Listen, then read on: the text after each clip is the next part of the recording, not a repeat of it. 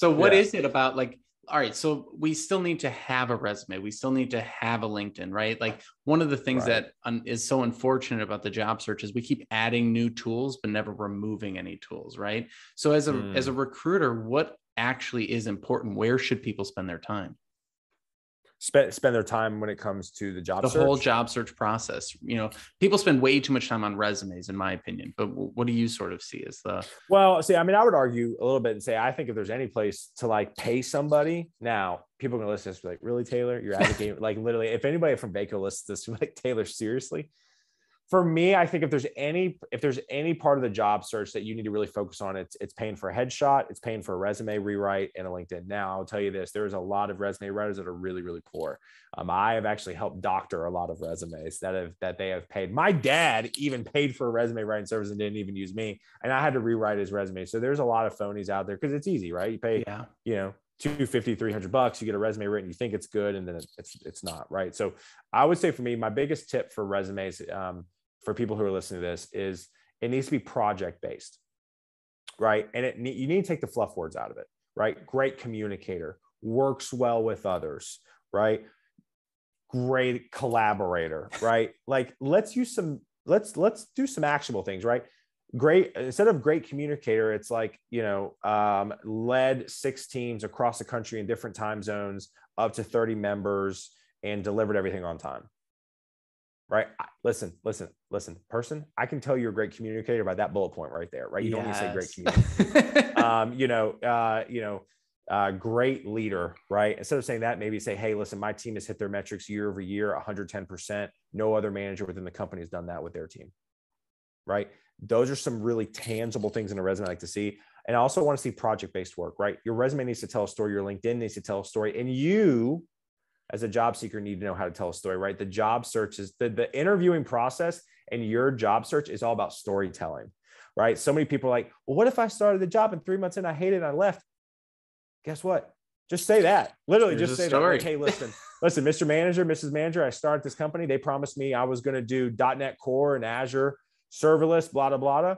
And I came in, I was doing Excel and VBA, and I left. Really? I mean, that's fine. That's totally fine. That makes sense. But what happens is people try to cloak and dagger and like be all shady, and it just comes across as extremely inauthentic during the interview process. And so know your story, be able to tell it, and also write your resume that tells a story in regards to projects, right? Talk about project specific stuff. Don't give me 25 bullet points of random tasks you did.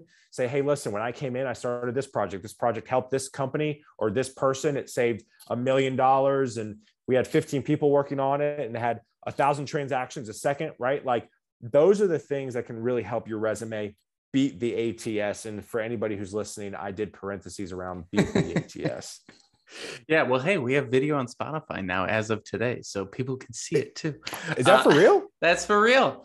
I did not know that. Yeah. I did not know that. Wait a minute. Let me see here. So how does that work? No, right, we'll talk after. But I love everything you're saying, because that is the truth, right? There's this whole thing where, the jargon of the 90s and the early 2000s just doesn't work anymore. And I always say, if no one would say the opposite of what you just said, are you even saying anything, right? Like I get along with, like, I'm a good communicator. Would anyone say I'm a terrible communicator? No. Exactly. So you haven't said anything. So you got to back it up. So I appreciate you breaking that down like that.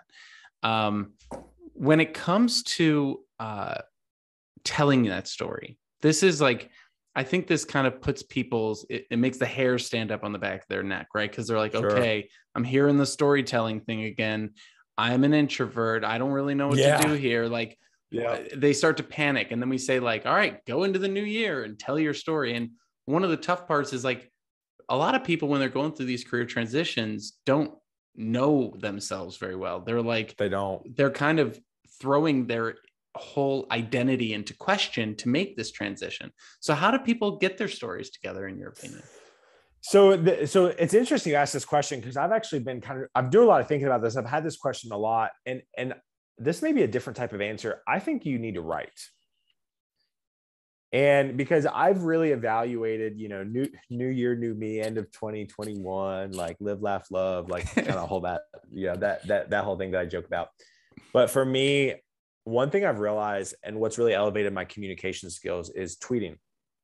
right? So like when you learn how to communicate in 280 characters or less, you become really, really good at communicating your point really efficiently. And so I would tell people to, well, first off, write your resume the way I just described it. That will help you start to develop your story. But then I just write, right? I'd open little Microsoft Word and I would just start writing. I'd write accomplishments. I'd write big projects you delivered. I'd write situations you experienced that, you know, that were maybe good, that may be bad. Because let's be honest, during the interview, they're going to talk about how do you deal with conflict resolution, or maybe name a time that you dealt with somebody difficult, right? Like, and trust me, I got those stories too, right? So I, you know, again, I think writing that out, you're probably like, Taylor, seriously? Yes, I'm literally giving you permission to journal over the holidays about your career, right? And I think if you sit down for an hour, listen to some Christmas music, whatever type of music you're into. I'm a big like old school, like Bing Crosby, like Frank Sinatra, like classic Christmas music. Pour yourself some eggnog. They make almond milk eggnog. I haven't tried it. I gotta try that though. All that being said, that's not the point. The point is sit down and write and literally just sit and be able to communicate your background. And I think that's going to help you tell your story going into 2022.